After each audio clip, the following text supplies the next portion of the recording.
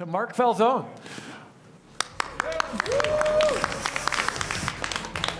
Thanks, Jeff. How's everyone doing? Good. Yeah. That's good. 4 o'clock in the afternoon. No, nearly 5 o'clock. At my age, this is a time when you have an afternoon nap, so forgive me if I fall asleep. No. I thought I'd start the session with a question. Why are we here? Humans? No, seriously, why are we here? This group, you personally, why are you here? I don't need an answer, I just want you to think about it for a minute. Support group for Wheels jokes. Yes. Yes. It's, the why are we here question is sort of one of those questions that we all, at some point in our lives, ask ourselves. Why am I really here? Not why am I here in this room, but why am I really here? What's it all about? Who am I? What's this journey of life for, And at some point, as you're going on that journey, you kind of go, there's got to be more, I think. Who am I? What am I doing on this planet? What am I spending my time doing? And it's an interesting question. And I'm guessing everyone here knows Joseph Campbell's work, The Hero's Journey. So the hero's journey is an interesting story. Joseph Campbell looked at man's mythology over 3,000 years and unpacked it and went, hey, there's a theme here, There's this story, there's this mythology that we have as a human race that follows this journey. So what is that journey? He called it the hero's journey.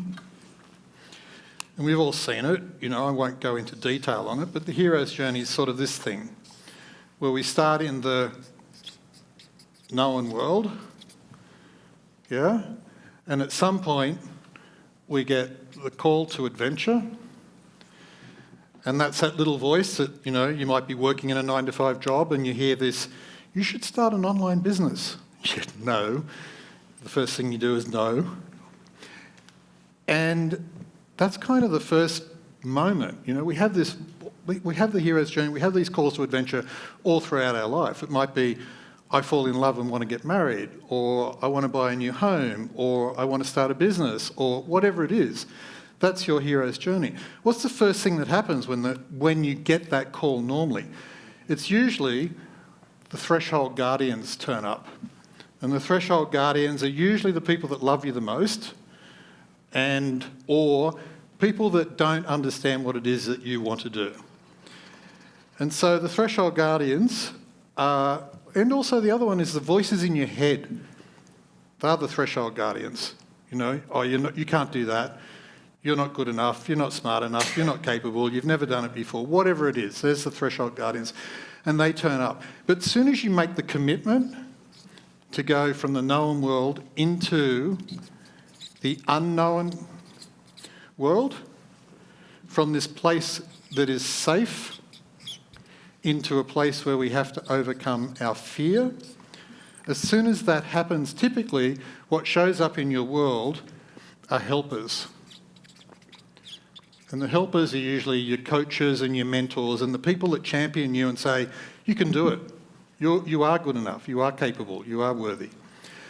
And so as soon as the helpers turn up, we embark on this journey, and we all know what it's like in business. You go into this place, this fear world, and I think business is an incredible tool to explore the hero's journey in your own life. You're the hero going on your journey through your business, and business amplifies everything. The highs, the lows, the stresses, the fears, the anxiety, the 4 o'clock in the morning, how am I going to get through the next week, the cash flow problems, everything comes up. So what's the benefit of all of that as we go through this hero's journey in business? Why are we doing it? What's it all about? It comes back to why am I here? What are the big questions? The big whys, And what the hero's journey in business, I think, allows us to understand is, who am I? And you might sort of start off knowing who you are when you get onto this journey, but business will really help you to go deep into that. the who am I. Who am I when the business fails? Who am I when the business succeeds? Who am I when I need to fire someone? Who am I when I go to the bank and need to borrow money? All of those things show up and help you to go deep into yourself and to learn. Learn about yourself, learn about others, learn about life, and go on this journey of learning and discovery, which is a magnificent journey, and that's why I love business. I'm addicted to it. I just really enjoy it because it challenges me all the time. I've been around this multiple times with multiple businesses, and every time it's like, oh, here we go again. It's like, here's the fear, here's the shit turning up, here's all the problems. We were talking about it earlier, Rich. It's like, So the big question, the why are we here, one is to learn, I believe, and the other is, I think, to create. And everybody really, one way or another, in this room is a creator. You're all innovating and creating and coming up with things and products and ideas that you market to and sell to other people. It starts with the idea. This is my poor attempt at a light bulb, and I'm very sorry about that. But you know what I mean. That's the call to adventure. The light bulb comes on, you think, I'm going to start an online marketing business. Okay. So why do I think it's create? Because we live in a universe that is all about creation. You think about it. This is the universe. It started, current thinking is, 14 billion years ago. And it's been this expansion out for 14 billion years. It hasn't been stable, it hasn't been pretty, it's been explosions and stars starting and collapsing and falling apart. It's been tumultuous. And the end result of that 14 billion years is that we're right here. You've got to think about the universe's expansion. It's like a balloon blowing up. It's expanding out. And here we are on the outer edge of that balloon between what was the past and what is potential. What an amazing place to be in space and time, on the edge of possibility every moment. Tomorrow doesn't exist. All of the opportunities don't exist. Or do they? I mean, we talked about electricity this morning, which is really interesting. Think about electricity. Like back here somewhere, 200 years ago, 150 years ago, someone came up with the idea of electricity. But if you think about it, electricity always existed in potential. We just, as human beings, on our growth and expansion, our conscious journey, came to a point of awareness and understanding where we went, we can now understand and utilise and use electricity. How much more is sitting out here for us to discover about ourselves, about the future, about the opportunities that exist on the planet? AI is just being born, but it always existed. It must have. We didn't invent it, we just discovered it. We came upon it as a species. We have now got the capacity as human beings and the ability as creators to harness this possibility and turn it into something. What is that going to look like tomorrow, next year, in a few weeks? As human beings, on the edge of possibility, we have the ongoing and amazing ability to create. All we need to do is just keep tapping into it. So if our journey is about creating, what are the forces of creation? What do you think they are? Imagination. Pardon? Imagination. Imagination, thought, ideas, yeah. What else? Curiosity. Yes. From what I've observed, to create anything, you need to do something and know something. Does that make sense? If you know things and you don't do anything, you can't create anything. Or if you do something without knowing anything, you can't create anything. So we have to do and know. So we're on this journey as human beings to create. And we were talking today, Richard, about the do part, Why did I not do before it was where it is, So this is that line of action. And this is the line of knowledge. So when we start to get that, we're like, all right. Now, I'm giving you the abridged version of this because I've only got an hour and it's a long process. But if you imagine this knowledge line, if you take it right down here, and this action line, if you take it right over here, at the end of this is ignorance. We don't know anything. And at the top of this is wisdom. And at the end of this is inaction or stagnation. And over here we've got a self-actualization, where we're moving into action. So we've got these forces at play, and we can plot ourselves at any time on this and go, well, do I know enough? Am I doing enough? The interesting thing is if we look at the evolution of our ability to create, Jung said we started with these 4 major transitions in life. And the first one is self. The next one is others. The next one is community. And the next one is world. And it's like you think about your expansion as a creator and what that journey looks like. Many people in here are creating for the world.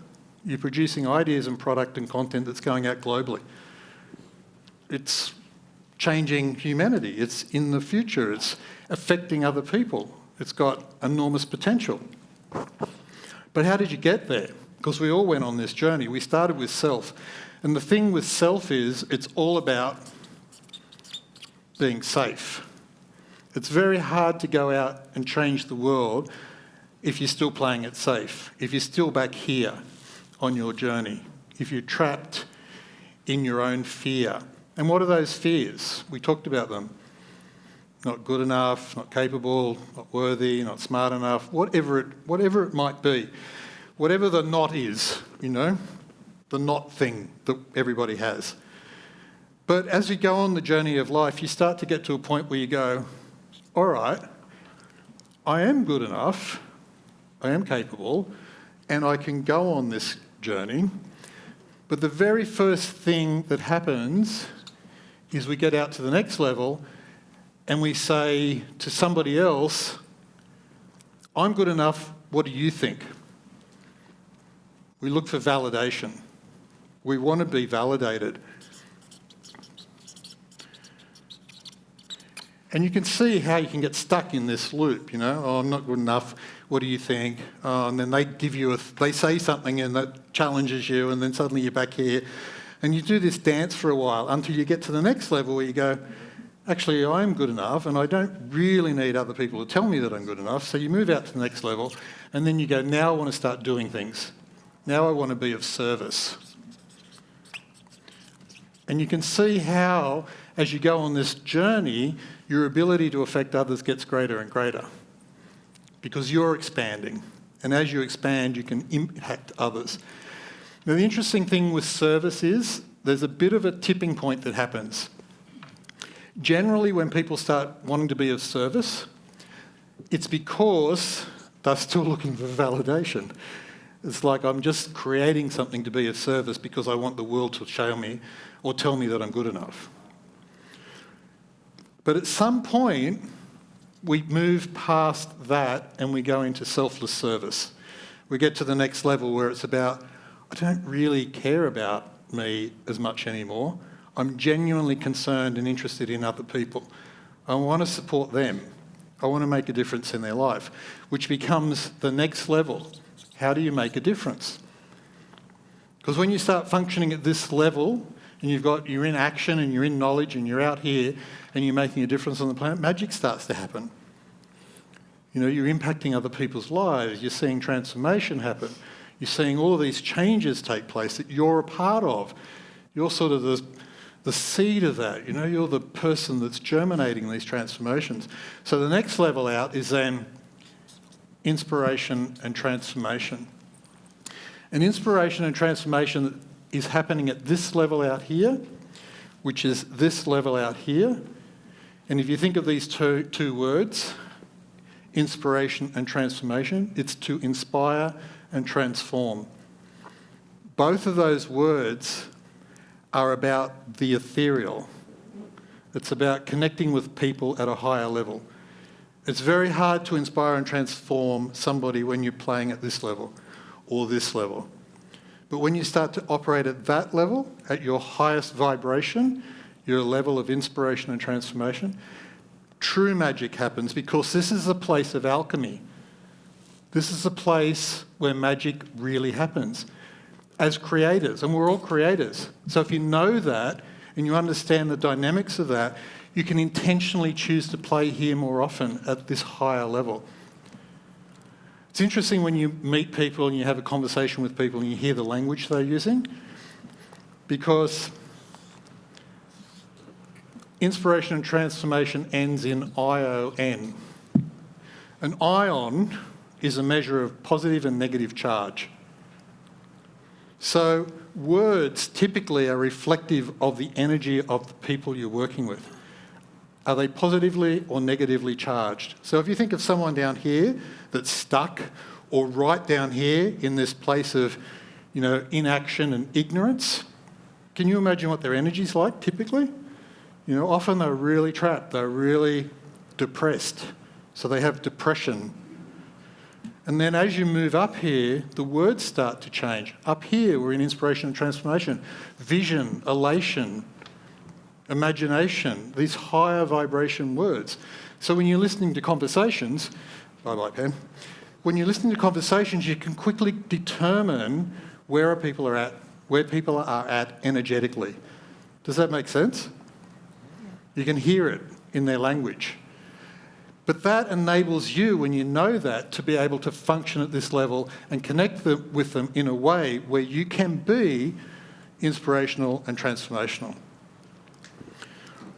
So we're starting to get a bit of a picture of how I use this as a blueprint for when I'm mentoring clients and businesses and helping them grow.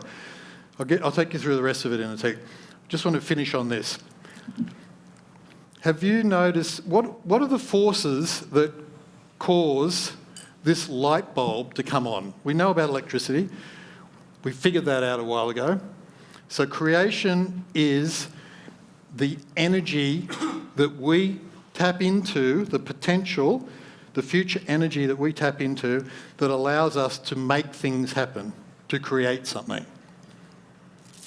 So what do you need to turn on a light bulb? What are the forces? Electricity.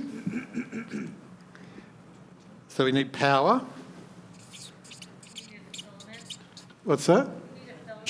Transmission. Energy of some kind. There's got to be a source to make the light work. And you need to connect the power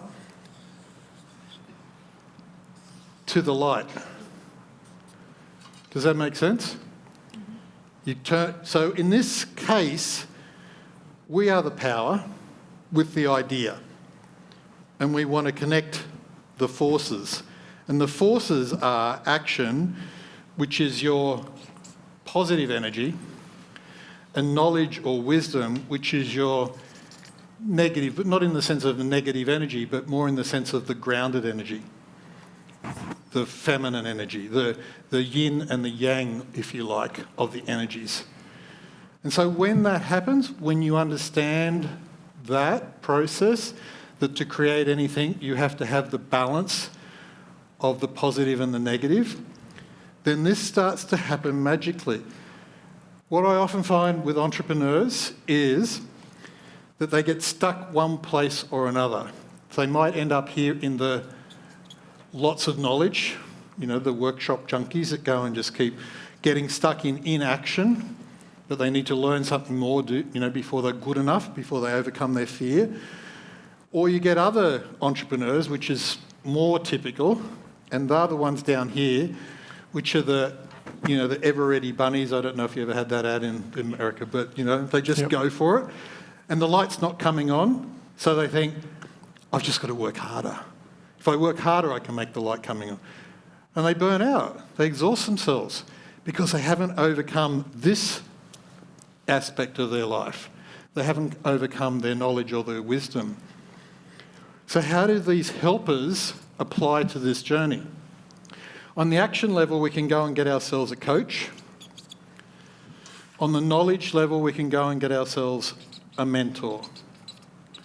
Now, typically a coach is someone that can be trained to coach, and we can, bring people in and say, here's how you coach, and there's a process for that. Typically, people that are going to mentor have learned what they've learned through experience, and they have wisdom. So when you have a mentor in your life and you have a coach in your life that's helping you stay on track to stay in this sweet spot here, this flow state, where you've got balanced energy, you've got the right level of action, the right level of knowledge, you're using your power to create what you want to create, and all of that comes together in a really amazing way, you end up in this zone of flow. We've all had it. You know what it's like. Everything's going great. Your business is awesome. It's all just working. It's like magic. We say it's like magic. I feel so good today because everything's so good. It's like you can't explain it, but that's because this is what's happened. You've found yourself in your flow state. You've got the balance right with action and knowledge. You've got the right amount of wisdom. You've got the right amount of support around you, and business is going really well. And it's amazing when that happens. And then something comes up that throws us off track, whatever it might be. And we tend to, you know what it's like when you squeeze the orange and orange juice comes out, we tend to revert back to what are our underlying beliefs and fears that keep us trapped. But if you've got the wisdom and you've been on the personal journey and you've got the right people around you to support you, then you can get through that really quickly. You can transfer through that much faster. So, I'm leaving bits out, but it's all right. You're getting the gist. So the next piece. I'm going to do this piece because it's important. So, the creative process, because we're creators, is vision, current reality. This is your bridge. And here we have what's called creative tension. And everybody knows what creative tension feels like. It can be great and it can be painful. So I put some rubber bands around earlier. If you could all just grab your rubber bands, if you don't mind, play a little game for a minute. Because it's important to understand what creative tension feels like. Grab your rubber band, put it between your two hands, and hold it out. Not all the way out, just hold it out a bit. I've got a bigger rubber band, I'm sorry. I couldn't get them in America. I brought my own. So you hold them out a little bit. Now feel that energy, feel that force. Imagine your left hand is your current reality and your right hand's your vision. As entrepreneurs, we sit in that tension all the time. And the bigger the vision, the more the tension. Now, what do most people do to resolve the tension? Because human beings want to resolve tension. We don't like tension, typically. So what do? Typically, most people let go of the vision. I want to change the world. Oh, that's hard. No, maybe I'll just change myself. Now, there's another piece that comes into play, which makes it even more difficult, is you've got psychological tension. Okay? The psychological tension is the shit that keeps us stuck. We've all felt it. So you've got enough rubber bands to do this. Take your left hand hold your band out, and get the person next to you if you can, put the band on this side. That's your current reality. Now pull it down like that. Hold it up. Yeah, we'll get. Yeah, get Justin, sorry. Hold it like that. Now you've got these forces going on. This is your creative tension. Yeah? And at the same time, you've got this happening. Your psychological tension. And this is a game we're playing all the time as human beings. This dance between creative tension and psychological tension. So what we end up doing is going, this is a really interesting one. If I can resolve that, then I can have that. If this, then that. And that's the game we play. If I'm good enough, if I learn enough, if I am enough, if I do enough, then I can have the vision that I really want. But you can't if you play that game, because the psychological tension keeps you anchored. And all of that energy, which we talked about, that creative potential you've got, gets trapped in this vortex here, instead of being used here to do the magic part, which is what happens when you do this. And suddenly you catapult yourself even further than you thought possible. And people around you, friends, colleagues, other businesses, they look at people that are having that success in their life and they're going, how? How do they do that? And they say it must be magic. Woohoo! But it's not. These are tools that we all have available to us all the time. And so any of us in this room right now could go, well, where am I? Am I playing it safe? Am I in my flow state? Do I have the right support team around me? Have I got the knowledge I need to create the business and the vision that I want to create? Am I doing enough to create it? We're all playing the game all the time. But when you know the game you're playing and you hold yourself accountable and you look at this and you go, all right, I am playing it safe and I'm not taking enough action and I don't have enough knowledge and I'm not in my flow state and I've given up on something, which is, in religion it's called faith, that the future is possible, the dream is possible. I prefer to call it trust. You've heard the saying, when you let go and trust. When you let go and trust, it refers to this. When you let go of this shit and trust that you've got that in your future, then it starts to happen. It starts to unfold. Magic happens. And I know it sounds woo-woo, but I've seen it enough and experienced it enough and trained enough people in it to go, this works. It's the thing, it's the random, it's the spontaneous, it's the serendipitous. It's all of those magical things that you go, I could never have planned for that, I could never have imagined that someone would walk in and say, I want to invest $500,000 in your business. I've heard lots of good things about you. Or just magic. It happens all the time. We create it. We create it because we know we're here on the edge of energetic potential. And at any point in time, as creators, at the end of 14 billion years of evolution, we have arrived in this moment in space and time as creators that have the opportunity to change and create and manifest the future. It's an incredible opportunity. It's so exciting. Life is exciting. So, the next thing, if you think about this, at any given point in time, we're here. We're constantly here, aren't we? In our current reality. Yesterday we had a vision, today we're here, so now we're in current reality. It travels with us. The current reality travels with us. The current reality, though, is just a barometer of all of your past choices. Does that make sense? You can't be in your current reality without having made choices yesterday or the day before or 5 years ago, or in Jeff's case, 16 years ago, or whenever it was that he went, wait a minute, I can do that.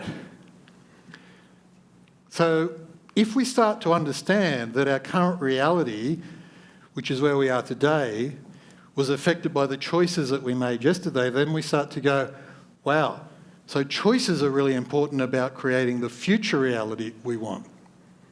Does that make sense? Choices are really, really powerful. So how do you make good choices? What's your process for making good choices? You're all entrepreneurs, you're all visionary, you're all aspirational, you're all making world-changing products, you've all made choices to get here.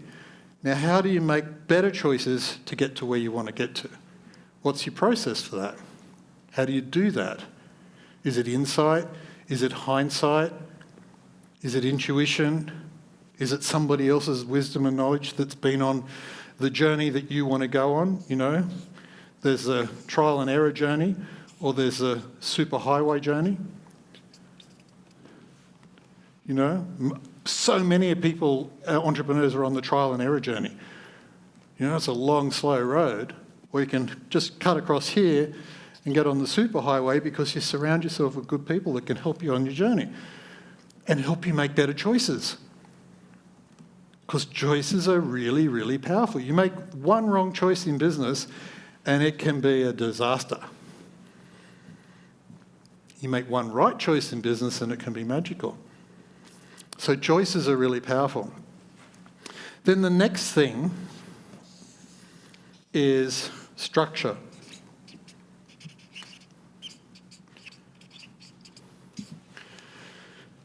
So everything in the universe that's been created, everything, this pen, this whiteboard, everything in this room, everything has structure. You're creating businesses, marketing, content, tools, strategies, all that sort of stuff. What's the structure? Does the structure that you've put in place support the vision that you have? How are you making sure it does? Is the structure right today for tomorrow, or is it right today for yesterday? How is it evolving? How are you changing it? How are you developing it? How far ahead are you thinking about it? It's critical. Every business in here has a structure of some kind. Is it fit for purpose or not? The thing about structure is there's two sides to it, like everything in the universe, like all polarity. There's the hard side and the soft side. Soft and hard structures. So what do we think a soft structure is in business? Team, people, culture, values, all of the kind of intangibles. What are the hard structures? Tech, procedures. Sorry? P&L, yeah. Budgets, reports. So a business plan, a capital strategy, a growth strategy. And these things change, and if you don't get them right, you could have a growth strategy which is for profit, and your capital strategy might be supporting growth, and you're burning money, or you've got too much capital in your business, or you're not taking enough cash out to do the other things you need to do, or to acquire other businesses, or to build more efficiency into your business. Or you could have a capital strategy that is for profit, but you're really going after growth. And so you wonder why you've run out of cash when things change, when volatility happens, when the up and downs take place, which are inevitable in any business that's growing. So if you want to grow your business, you've got to have a capital strategy, you've got to have a business plan, you've got to have a people strategy, and all of these things need to align. If they don't align, your structure could let you down. It could fall apart and not be supportive of the business that you really want to create. You might put too many people in it, overstaff. You might go for growth, but you've got to remember that if you want to grow a business, then you're going to use capital, offer more capital than you realise to get to where you want to go. But are you growing the business because you want bigger profits, or are you growing the business because you want a bigger capital base at some point in the future, whether you can sell that business and it's worth a lot more? And what's the trade-off? It doesn't matter what your strategy is, what your structure is, as long as it's aligned to what you want to create. Then you start to get a business that's really functioning well. And so what's the next piece that comes after that? From my experience, it's leverage. Leverage is this magical thing that exists in the universe, and it has this energy about it, and it doesn't care about good or bad or right or wrong. It doesn't care about up or down. You can go out and find yourself a trading platform and get yourself set up and gear yourself at 400% and make a lot of money one day and lose everything the next. Leverage doesn't care. And leverage is the same in business. It doesn't care. So if you put leverage into a business that hasn't got the right structure, with a leader that's not making good choices and is unclear about where they're going, you're setting it up for disaster sooner or later. So how do you use leverage in your business? It's everywhere. Make better decisions when you're employing people. That's a good leverage point. Make sure the amount of people you've got inside your business is the right number of people and it's fit for purpose for where the business is at. How do I bring capital into my business? Am I bringing it in as debt, or am I bringing it in as equity?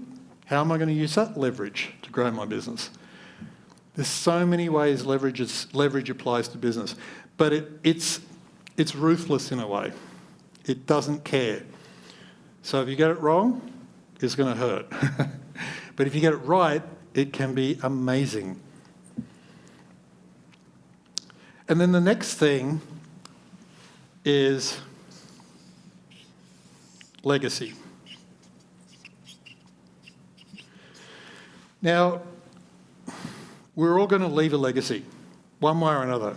When you die, and we all will, at that point, there'll be the eulogy, and there'll be the tears, and everybody will be in the room, and they'll remember who you were. They'll remember your legacy. Oh, Mark was this and that and did this. Are you creating the legacy you want to create now? Are you living it today? That's the opportunity we have in business, to live our legacy every day. And if you're doing that, then that legacy should be aligned to this vision, which should be aligned to who I am and why I'm here. And then you have this balance where your business is supporting the life you want to live, and the legacy you want to leave. And that's an amazing place to get up and play every day of your life. As entrepreneurs, that's the opportunity we have. To live the life we want to live and to leave the legacy we want to leave. So all of these pieces fit together, as you can see. The context for the business is really important. The hero's journey is really important. If you're in your business and you're overwhelmed or whatever it is, and if you're inside it at the level of the victim rather than the creator, and you're trapped in that paradigm, then things will seem insurmountable, overwhelming, frustrating, depressing. You'll feel stuck. But if you're in it and you're the creator and you realise that everything that's showing up is an opportunity for you to learn and grow, then this is an amazing opportunity. It's an amazing journey to be an entrepreneur in a business and looking at everything like, oh wow, that's happening. Look what I just learned. It's like Ocean was saying, with his relationship with his partner, his wife. Suddenly the paradigm shifted, the context changed, and he saw all of this stuff he'd seen one way, he suddenly went, oh, actually, it looks like that. Completely different context because of one small change. And that's what I found happened in my business for me. When I awoke to this, to the fact that I was on my hero's journey inside my own business, and everything that was going on for me was an opportunity for me to have an experience and to grow and to learn in my own life as my hero on my journey. It was transformational for me. Suddenly the things that were overwhelming and depressing or fearful, I just looked at them completely differently. I went, oh, that's interesting. So that showed up. Oh, wonder why I created that. What did I need to learn? How did that help me grow? How will I use that to help somebody else grow? How will I use that learning in my life to be of service and to make a difference and to inspire and transform others? Everything changes. So when you get this part right, and you get this part right, and you get the vision right, and you put the right choices in place, supported by the right structure, with the right amount of leverage that underpins that, and you end up living your legacy, life becomes incredibly magical, in my experience. And that's the exciting thing for me, for all of us here, regardless of what's happening tomorrow with AI, or whatever the next thing is out there that we as human beings discover in that field of potential, where it already exists, we just haven't woken up to it yet, or have the level of consciousness to be aware of it yet. That's what an incredible opportunity as entrepreneurs, as creators, as visionaries. The world is right there at your fingertips, every moment, starting today for tomorrow. How do you want to use the rest of your life? What do you want to do with that? How do you want to spend it? How do you want to invest it? How do you want to help others? How do you want to make a difference? How do you want to transform the planet? Because as a group of incredibly intelligent, wise, powerful, creative beings that come together in this space, the potential in this room for the future, it's extraordinary. It is extraordinary. There must be, 1,000 years of collective experience in here? Like, it's extraordinary. Talk about AI. AI is here. It's in this room.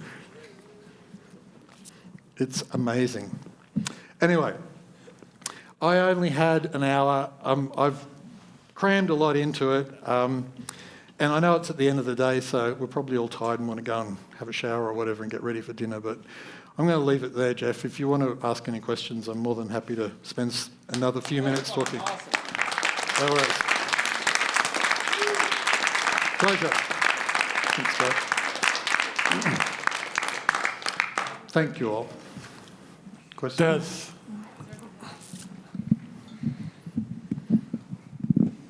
So, how have you seen people navigate from the self?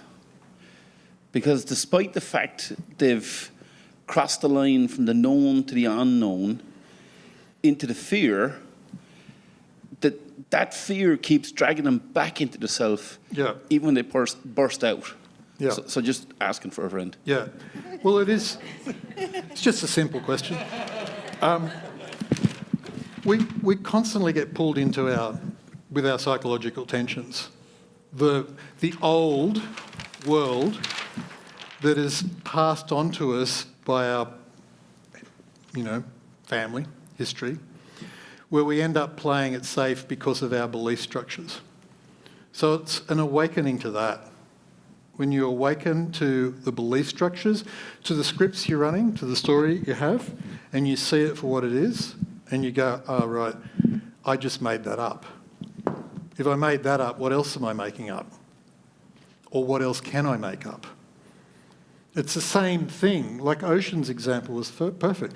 He was making up one thing, but all he did is made up something else, and everything changed. He didn't change. He just made up a different story. The context shifted When you shift the context, everything else changes. His context shifted from seeing the world like this to seeing the world like that. His belief changed.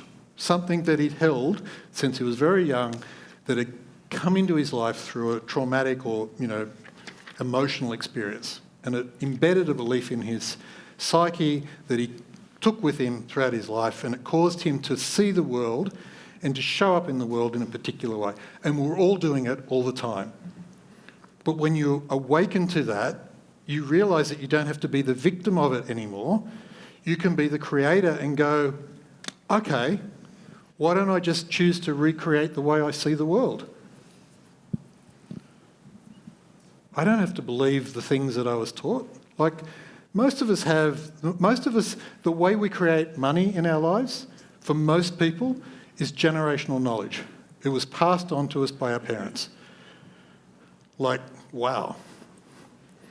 They lived in a different universe back then, You've got to lean into life yourself and go and learn and grow and change and with intention move forward to live the greatest version of you possible. No one's going to live it for you. You have to choose to live that yourself.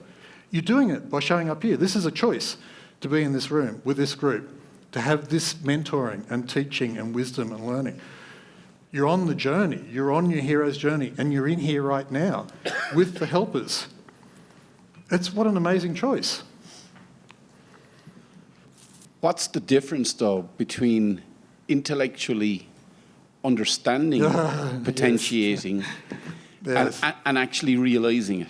Yeah, what is it, the Centauri moment, the awakening moment, the aha, which so many people in this room love because they're coaches and mentors and they want to work with people and they want to have that experience with others, because when you do that, when you have this moment with somebody else in your life, when you have a moment when you are in spirit with them and you connect with them at the ethereal, at a different frequency, and at that level, there's a thing that happens, there's a moment where the transformation takes place.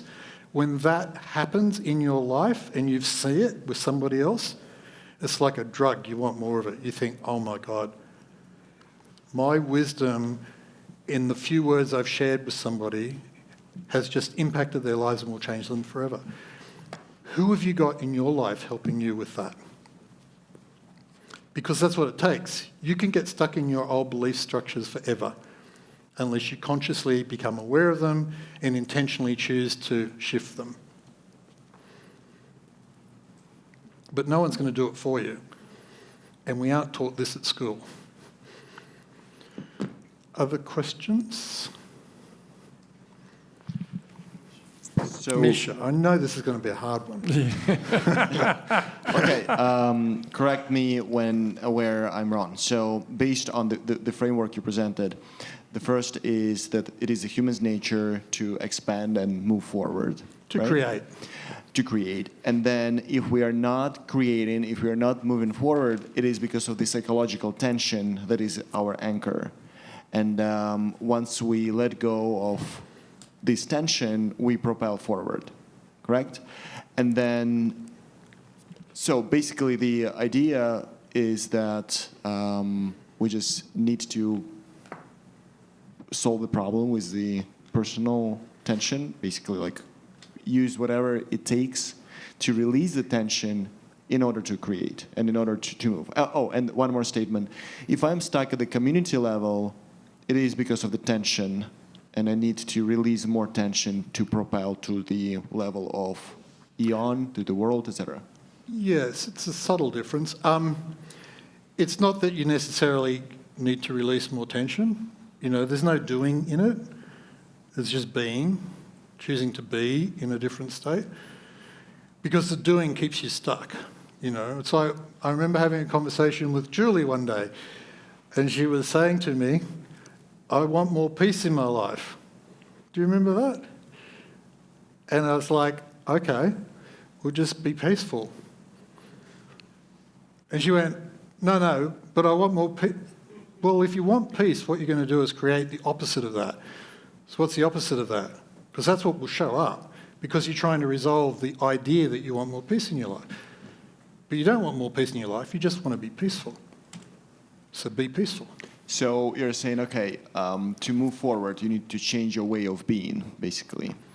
To become aware of the way you are being. Yes. And with the awareness, living in a state of consciousness, and in that state, when things show up in your life or your world, for you to be able to see it for what it really is, to see the truth in it. And what is the source of desiring to change your way of being? Not everybody has it.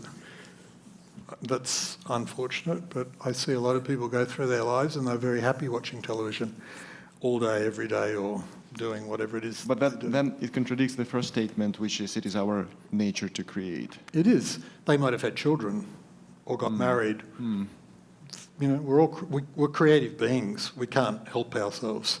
But that doesn't mean that we're living our full potential as creators. You know, we could choose not to.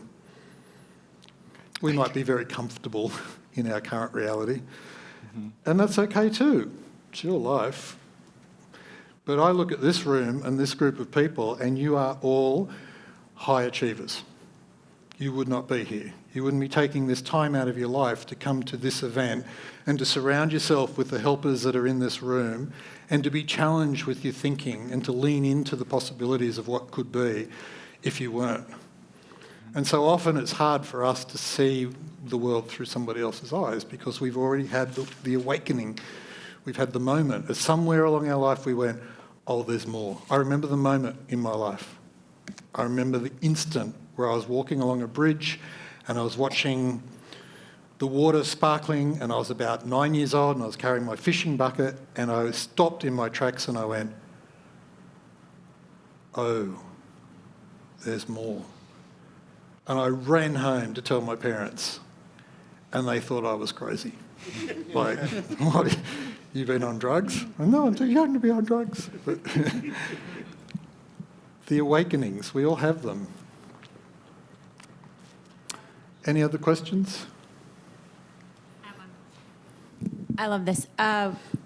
So let's say you leave that first threshold, family, Yep, current security, community, and then safety. you have this first vision, right? Like you grew out of yourself, you became more of an observer of yourself, and you're like, I want to change the world this way. Yeah. And in a sense, you almost create a new family of believers, right? In that second, it's almost like I created a second Earth, right? Like my new thing, and then you accomplish that, and you go, oh, there's more, right? Yeah. And so my challenge now is I've built a team, and I've probably done this at least 2 or 3 iterations so far, where I had a big vision, built the company, or eventually got through all the stuff you talked about, and then built it. But almost as soon as it was built, I'm already to the next thing. Yeah. And so it's like, I hear you, and I'm like, yes, I've done this with my parents, I did it with my husband, and then it's like, but now I built a whole ship around me of teammates and payrolls and all these things. So I guess my question is it just more of the same? Are you just kind of moving up the spiral? Yeah, you're moving up the spiral for sure. But it's yes, you're moving up the spiral. And you want to get really clear on what that vision is and constantly be leaning into that. Uh-huh. It's not a vision, it's an ongoing vision. And then constantly reviewing where you're at, your current reality, against the structures that you've put in your life. And then look at those and go, well, do I need to make a different choice at this point? Does that structure support the vision that I have for the future? Like Claire was saying 2 years ago, they went, wait a minute, the structure doesn't support what I want to create. It's what did you call it? The spaghetti western, And there was a moment where they went, all right, well, we need to get clear again around what it is we want to create and then put the right structure in that's going to support that creation. Mm-hmm. The best thing is, though, if you can look far enough forward and start thinking early enough about those structures that you need to achieve that vision, Mm-hmm. Like, I remember watching Steve Jobs talk, like, when I was a kid, 30 years ago more. And I was in an event with him, and he was talking about this future vision he had for the world, where there would be this device that would exist, where we would watch videos and music and it would communicate. Like, he saw it 20 years or more before it actually became a reality, that he was out here in this field of potential.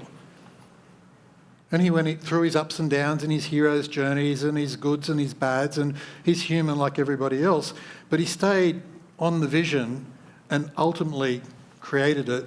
And look at the structure that went in around that to support that. And now you've got, you know, one of the biggest companies on the planet that came off that incredible vision that he held way, way, way back, when it was like, I was sitting there watching him going, I don't know if this guy's a nut job, if he's on drugs, or if he's just seen the future and this is what's coming. It was like...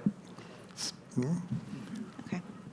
Yeah, I think I guess the last question would be like language or a way of interacting with the people that you surround yourself with at each level to create a sense of security while also casting vision, and then how to invite the ones who want to come with you.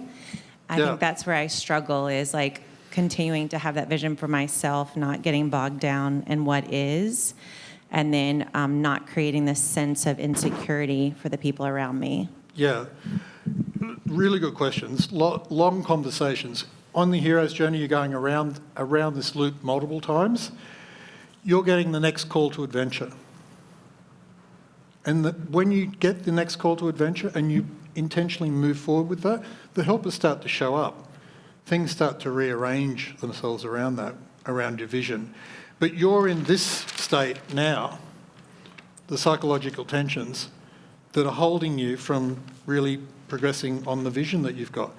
You're already wanting to move forward on the vision, and you're going, yeah, but if I can get that sorted, then I can be free to do that. If this, then that.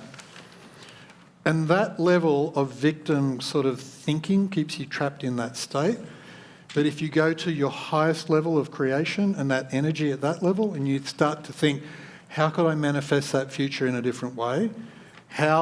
What could I do with the team that I have to make sure that we've got the structure that supports their growth and development going forward? Like, change the question, change the conversation in your head, reimagine that around what it could be, using your highest level of intuitive self and thinking and energy, not the lower selves that are kind of trying to resolve it, you know, and think about, yeah, but. It's not the yeah, but. It's this is what I want to create. Now, what do I need to put in place to make that happen?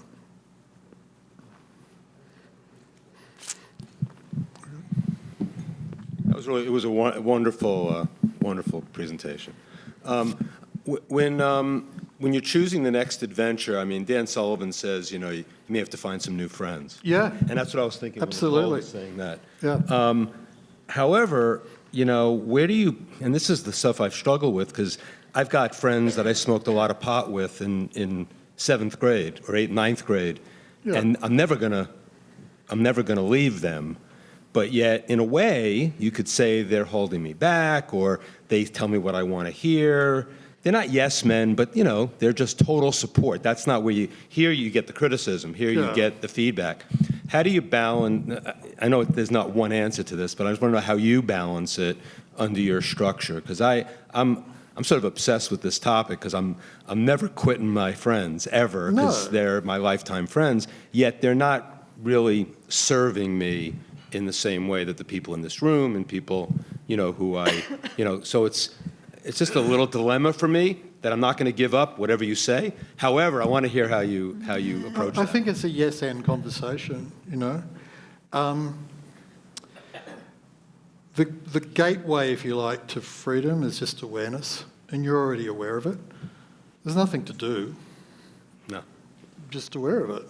Okay, I love these people. And what else?